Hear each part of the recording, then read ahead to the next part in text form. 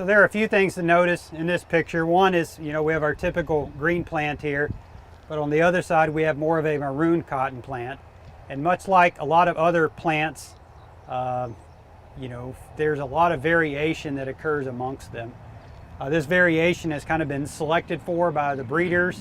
I guess one for probably some aesthetic use, but also what they're used for in this trial specifically is to kind of separate out different parts of the trial. So rather than putting flags in the field or other things, they literally plant the maroon cotton to separate out the different types of research trials that they have going on here.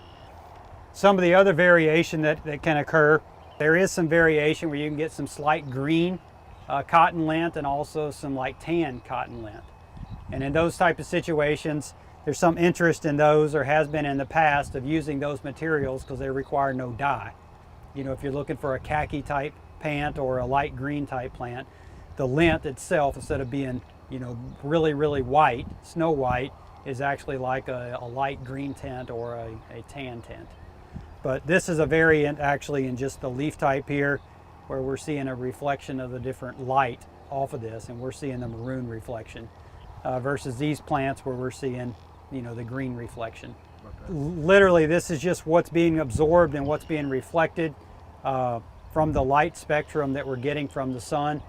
The photosynthetic capacity is probably very similar for this one, and the ability for yield, but it's just absorbing a different light spectrum than our typical green plants. And many of you have probably seen also some ornamental plants that are maroon and things like that.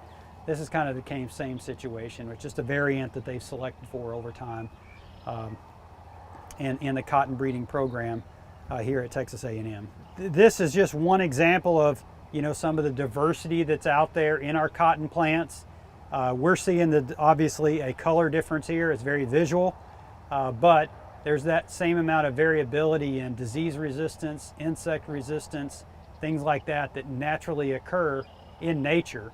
But this is just a good visual example of how diverse the cotton can be, the genetics within the cotton can be, and how we can select for some of those things that we want and need in order to make cotton production more efficient. Again, a lot of that occurs on nematode resistance, insect resistance, and disease resistance. So earlier we mentioned that cotton is pollination is critically important, so you get good seed number inside the bowl. If you have good seed number, then your lint yields have much more greater potential for better lint yields. But it is a self-pollinated crop, so it doesn't require insects to pollinate it, but we do get a lot of bees and other insects visiting the cotton. There is a nectar that's on the bottom of those flowers that mainly the bees visit and get some nectar from there to create honey from.